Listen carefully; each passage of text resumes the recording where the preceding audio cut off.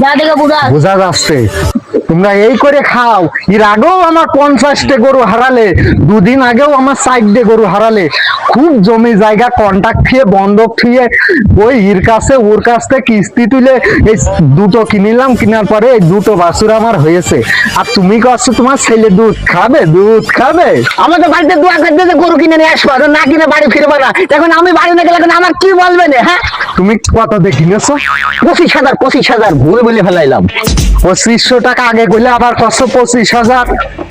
হ্যাঁ, আর তুমি বুঝছো এই গরু সাইডের দাম নিম্ন 3 লাখ টাকা, আর তুমি 2500 টাকা তাহলে বুঝতে পেরেছো এই গরু? আরে বাজারে লাইন ঘাট কিরকম তো আমি জানি না। রাস্তার মধ্যে কিনে ফেলাইছি, একটা ছেলে যাচ্ছিল মানে গরুটা হাঁটাই নিয়ে যাচ্ছে। আমি বলে ভাই কত নেবা? এবার লিগাল দাম বললাম, কিনে নিলাম। এখন কি করবো আমি?